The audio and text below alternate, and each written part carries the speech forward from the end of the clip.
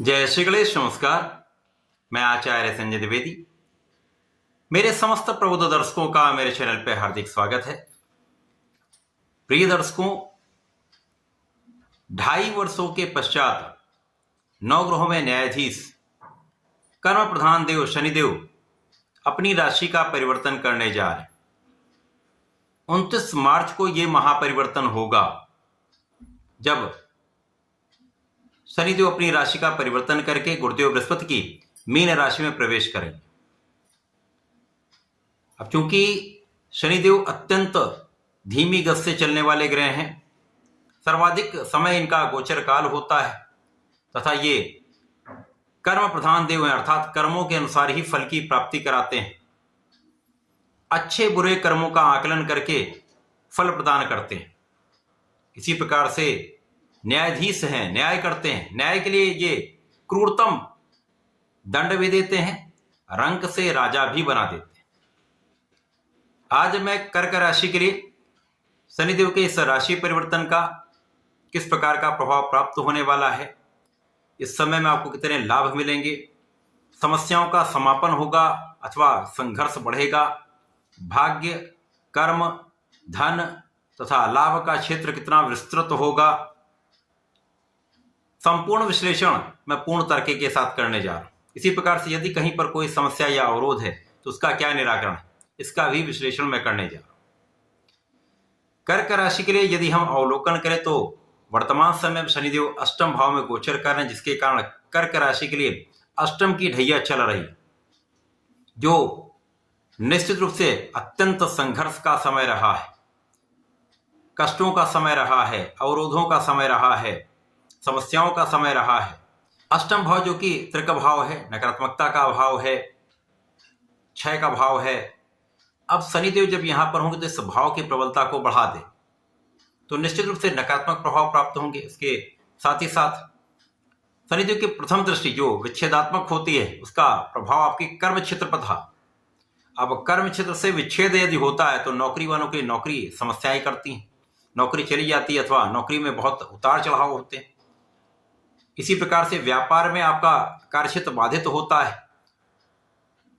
Profession में नए अवसर नहीं प्राप्त होते हैं, तो जो स्थिति होती है उसमें डामाडोल स्थिति बनी रहती है। अब इसके साथ ही साथ शनिदेव कर्क राशि के लिए सप्तम के भी स्वामी है। सप्तम के स्वामी होकर जब ये अष्टम में गोचर करे तो सप्तम जो कि जीवन साथी का साझेदारी का भाव है, यह भी पीड़ित हो रहा था। सप्तम का स्वामी अष्टम भाव में, निश्चित रूप से उस भाव का क्षय हो जाए तो जीवन साथी के साथ तनाव, समस्याएं, अवरोध, मतभेद ये निश्चित रूप से चल रहा था। इसी प्रकार से साझेदारी में भी हानि की संभावना बनी हुई थी।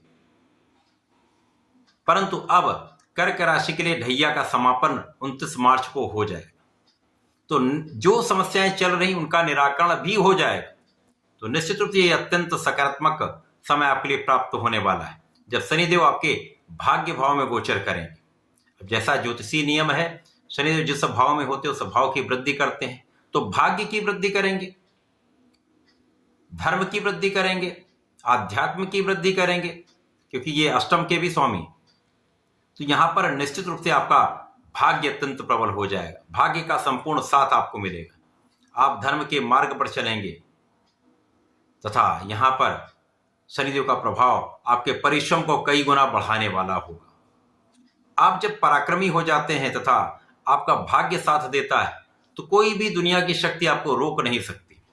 समस्याओं का समापन हो जाता है, संघर्षों का समय समाप्त होता है तथा आप समस्याओं का निराकरण करते हुए अपने लक्ष्य की ओर आगे बढ़ने लगते हैं। इसी प्रकार से भाग्य का साथ जब मिलता है तो अवरुद्ध कार्य भी बनने लगते हैं। धन का जो मार्ग अवरुद्ध हो गया था वो ओपन हो जाता है, खुल जाता है। धन के नए मार्ग बन जाते हैं, नई नौकरी प्राप्त हो जाती है, कार्यक्षेत्र में नए अवसर मिलने लगते हैं, प्रोफेशन में नए नए अवसरों की प्राप्ति से लाभ बढ़ने लगता है। तो यहां पर निश्चित रूप से आपकी समस्याओं का समापन का योग बन चुका है। आपके शत्रुओं का पराभव का समय आ चुका है।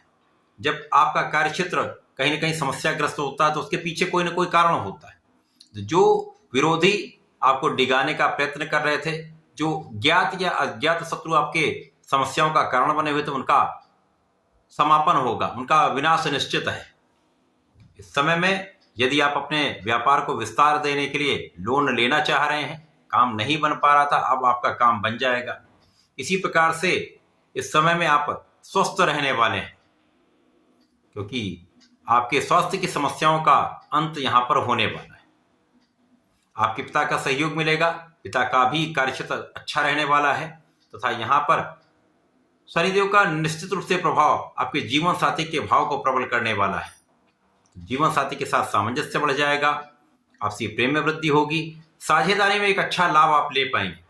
साझेदारी में जो मतभेद चल रहे थे या जो कोऑर्डिनेशन नहीं बन पा रहा था, वो समस्याएं समाप्त होंगी, तो आपके लिए लाभ के नए अवसर बन जाएंगे। लाभ के लिए शनिदेव आपको कई अवसर प्रदान करने वाले हैं, लाभ के लिए आपको कई मार्ग देने वाले हैं, केवल आपको अपने लक्ष्य पर केंद्रित होकर आगे बढ़ना है। यदि इस समय में आप संपूर्ण रूप से फोकस्ड रहते हैं, पूर्ण परिश्रम कर लेते हैं, तो यहां पर समस्याओं का अंत होगा, आपके लाभ में वृद्धि होगी, आपके धन में वृद्धि होगी, तथा इस समय में आप अपने कार्यक्षेत्र में आगे बढ़ते चले जाएं। तो ये शनिदेव का जो 2.5 वर्ष का गोचर काल है वो आपके भाग्य भाव में रहेगा। इस वर्ष ये पूर्ण रूप से आपके भाग्य भाव में ही गोचर करेंगे, जिसके कारण भाग्य का, परिश्रम का संपूर्ण 100% लाभ आप ले पाए, किसी प्रकार का कोई कष्ट नहीं होगा।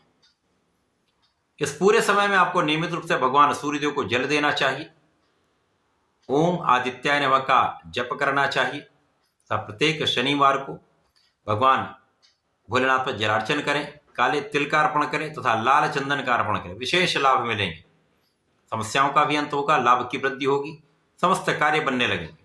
तो ऐसा करके इसका लाभ लें। धन्यवाद, नमस्कार।